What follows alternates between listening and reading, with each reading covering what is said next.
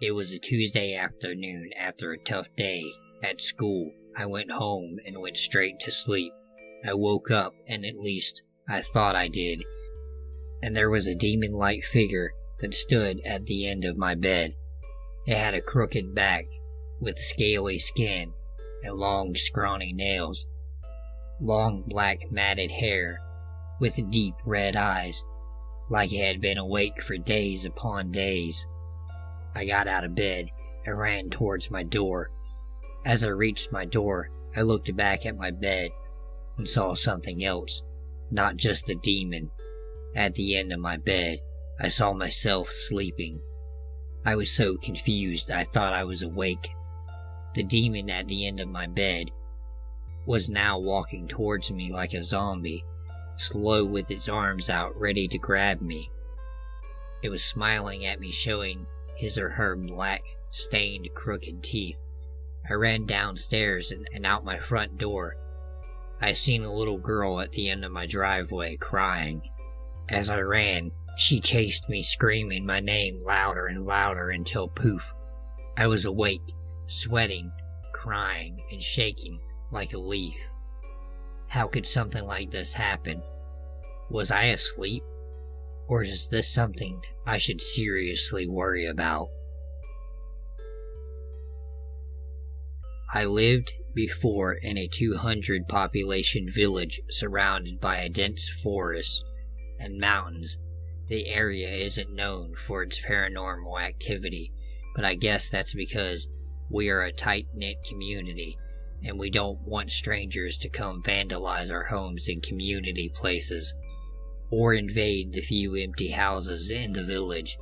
The story didn't happen to me, but I have heard about it from many people who don't even believe in the supernatural in the first place. So I guess this is as legitimate as you can get. This will also be very short, as it was only one event that happened and nobody heard anything about it after that. The first person who told me about this story was my father. We have a huge age gap, so I like asking him questions about his life when he was younger, and he always has interesting and funny stories to tell. But this is no funny story. When he was in his 20s or 30s, he had a party at a very, very old house built in the 1820s with about 20 other people from the village. I think it was a thank you party for doing volunteer work. There were 2 floors, so the first floor and a basement. The owner had locked the door leading to the basement, so everybody was upstairs having a good time. They were all eating great food. Eventually, it became late, and soon enough, it was dark outside, and 10 p.m. rang on the owner's clock. Quickly enough, everybody fell silent, deadly silent, and there my father heard a chain clicking in the basement, as if someone was chained and walked around. Everybody heard it, as clearly as someone walking into your ear. They all felt extremely scared, as if the devil himself was in the owner's basement. It was such a dark fear coming from their very primitive instincts that nobody would move. They would all stare at the door leading to the basement. After a few minutes, the most courageous man in the house moved and headed towards the door leading to the basement.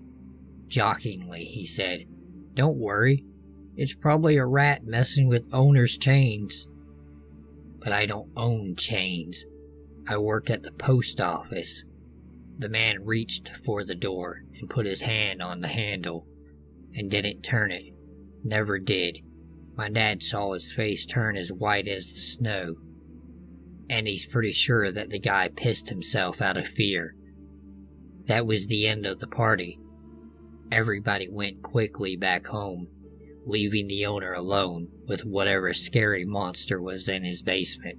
To this day, my dad has never felt again the fear he felt on that day. He can't even imagine what they could have seen if they went into the basement. but it would have been something extremely evil to bring them such fear. I first met the demon when I was 17, and on that night he saved my life. I was standing at the bus stop waiting to catch a ride from my after-school job. I had forgotten my umbrella that day, and as you know, it always rains when you forget your umbrella. It was coming down in freezing bucketfuls, and I was trying to ignore the fact that I was floating in my own shoes. Suddenly the rain above me stopped, and I looked up to see him, the demon, shielding me with his umbrella.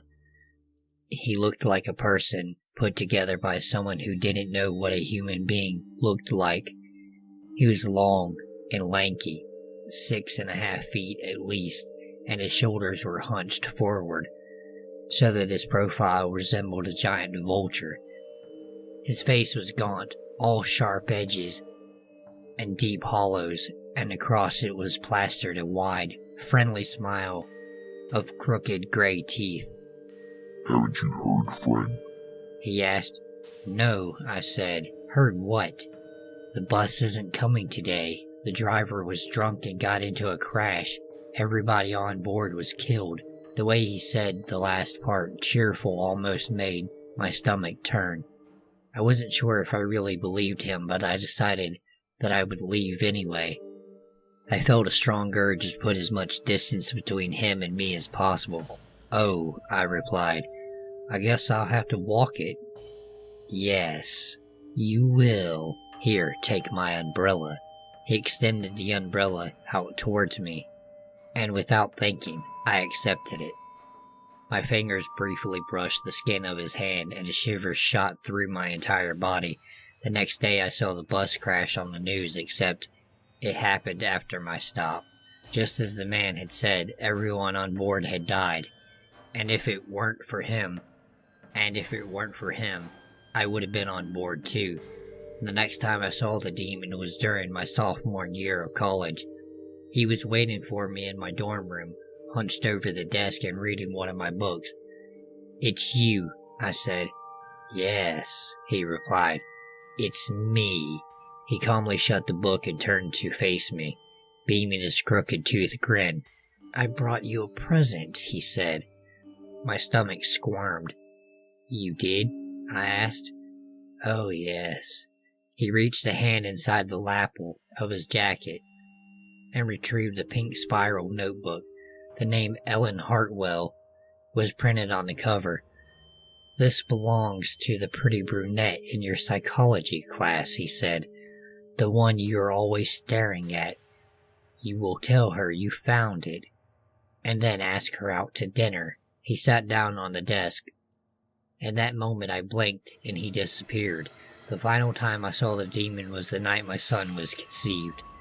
My wife Ellen was waiting in the bedroom. While I took a quick shower, I stepped out naked and dripping wet to see the man standing in my bathroom. "Hello again, friend," he said. "You scared me," I replied. "I know. Listen to me. Tonight, you are going to talk to your wife. She is ready to have children, but she doesn't know it yet. She will conceive your son tonight." My heart swelled at the thought of a son, but my stomach was less optimistic, and it squirmed with uneasiness. "Why are you helping me?" I asked. The man smiled widely. "The strands of fate are long," he said. "Much longer than a single human life." He snapped his fingers and disappeared in a mist of blue-gray smoke. The man never visited again after that, but sometimes I would get the uneasy feeling in the pit of my stomach that accompanied his presence. Years passed, then decades, and gradually I forgot about him until the day the police came. They came with bloodhounds and shovels, and they turned my entire property inside out. After all was said and done, they had found the remains of 37 women and arrested my only son. My son claimed throughout the trial that a demon had forced him to commit the murders, but the prosecution did not believe it, and he was sentenced to death. But I recognized the demon from the thousands of sketches that filled his notebooks. It was a gaunt-faced man with a wide, friendly smile of crooked, dead gray teeth. When I was 5 years old, way back in 1994, I was having very vivid dreams that a young child should not even know of, images of death, torture, and other terrible things. The nightmares finally ended about a week later, but I'll describe the preceding events. The dreams consisted of being chased around various hallways and massive rooms, each with different instruments of torture, always being followed by the same creature, a large stick-like creature, with long jagged fingers that floated more than walked, and to top it off, had a mask.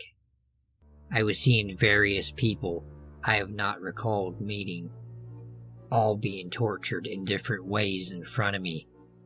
Every time I would stop to help, the masked creature would catch up and impale me more and more. This was not a dream I could wake up from. Upon running for what felt like forever, I was finally pinned against a wall, where I was forced to face the creature. He grabbed me, lifted me, and before I knew it, I was awake. I remember looking around the room, terrified of what had happened. As I was calming down, I could see in the ceiling what appeared to be a mask, looking at me. I screamed immediately, recognizing what had followed me. My mom heard the scream and rushed to my room and turned on the lights and asked me what was wrong. I told her about my dream and what I had saw on the ceiling. Afterwards, to help me calm down, my mom told me she would run a bath, as it always calmed me down. After I stripped down, there was all kinds of cuts and scrapes on my body. The doctor prescribed it as something caused by night terrors, me scratching myself. As for some small pinholes and bites, he suggested a new bed, as he felt that there may be bed bugs. We moved from that house and haven't had an issue since.